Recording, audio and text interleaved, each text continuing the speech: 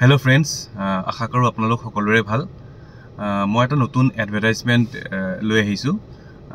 আপোনালোক সকলোৱে গম পায় the new India assurance company limited সমুকে NIACL বুলি কওঁ। সো NIACL ৰিসেন্টলি এটা এডভাৰটাইজমেন্ট ৰিগাৰ্ডিং ৰিক্ৰুটমেন্ট পাবলিশ কৰিছে ফৰ 170 পোষ্ট। এই 170 পোষ্ট বেসিক্যালি গুটে পোষ্টখিনিয়ে অফিচাৰ্স আৰু त्या দুটা ক্যাটাগৰি আছে জেনাৰেলিষ্ট আৰু স্পেশালিষ্ট।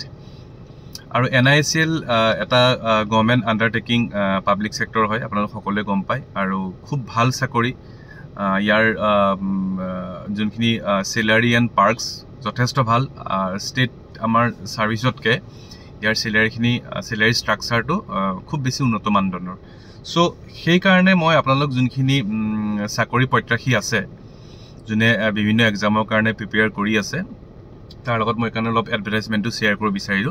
বাট যোনটো NIACL বা LIC বেংকিং সেক্টৰ ইয়াৰ এক্সাম প্যাটাৰ্নটো সিভিল সাৰ্ভিসৰ এক্সাম প্যাটাৰ্নৰ লগত একেবাৰে বেলেগ।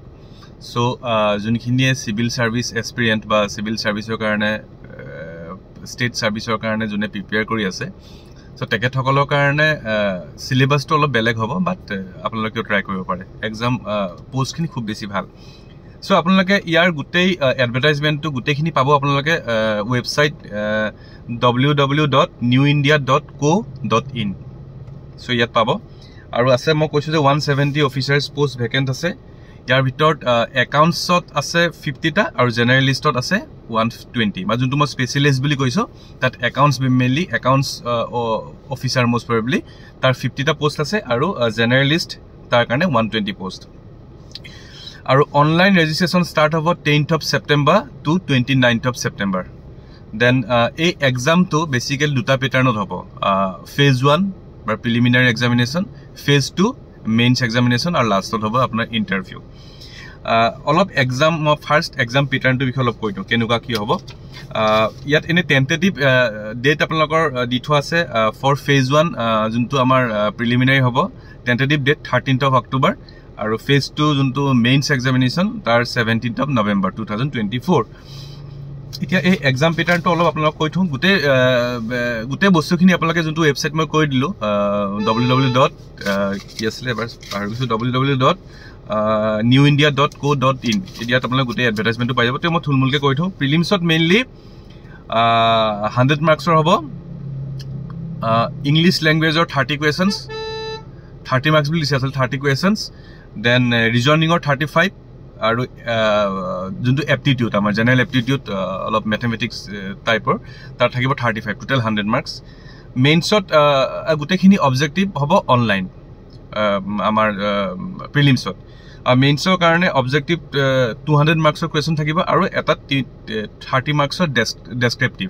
মানে মেইনছৰ টোটাল মাৰ্কছটো হ'ব 230 আৰু মেইনছৰ সিলেবাসটো হ'ব আপোনালোকৰ ৰিজনিং থাকিব 40, ইংলিশ 40, জেনাৰেল এৱাৰনেছ 40, এপ্টিটিউড 40 আৰু ৰিলেভেন্ট যোনটো এই NIACL ওপৰত চাগে কুৱেশ্যন আহিব অলপ এছুৰেন্সৰ নিউ ইণ্ডিয়া এছুৰেন্সৰ ওপৰত তাৰ থাকিব 40, টোটাল 200 মাৰ্কছ।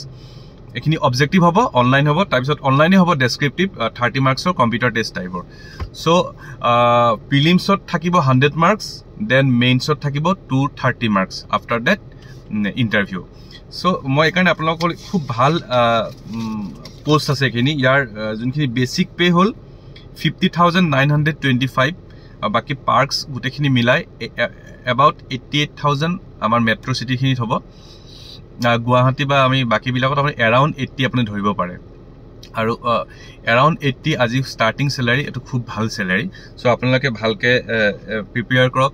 আগতে ওয়েবসাইটত গৈ গোটেই এডভাৰটাইজমেন্টটো ভালকে থৰলি পঢ়ক। মই জাস্ট আপোনালোকক এৱাৰ কৰিবহে একচুয়ালি এই ভিডিঅ'টো বনালো যাতে আপোনালোকে কিছু সংখ্যক যদি গম নাপায় মোৰ ভিডিঅ'টোৰ দ্বাৰা গম পাব আৰু আপোনালোকে গোটেই এডভাৰটাইজমেন্টটো ভালকে ষ্টাডি কৰিব পাৰিব। তো থ্যাংক ইউ সো মাচ। আজি এখিনি কথাই ক'লো। সো অনলাইন তো ৰেজিষ্ট্ৰেচন ষ্টাৰ্ট হ'ব 10th of মানে কাইলৈৰ পৰা 10th of September। সো আপোনালোকে এবাৰ ভালকে ষ্টাডি কৰক আৰু এক্সামটো ক্লিয়াৰ কৰিবৰ কাৰণে ইমান টান নহয়, কিন্তু টাফ হয়। এক্সামটো ক্লিয়াৰ ইজি হয়, কিন্তু তাত ক্লিয়াৰ কৰিবৰ কাৰণে কিয় টাফ হয় কাৰণ কম্পিটিশন পোষ্ট কম, অনলি 170 অল ইণ্ডিয়া বেচিছত, সেইকাৰণে কম্পিটিশনটো অলপ টাফ হ'ব। বাট এক্সামটো সবেই টাফ হয়, ভালকে প্ৰিপেয়াৰ কৰক। Thank you so much, all the best.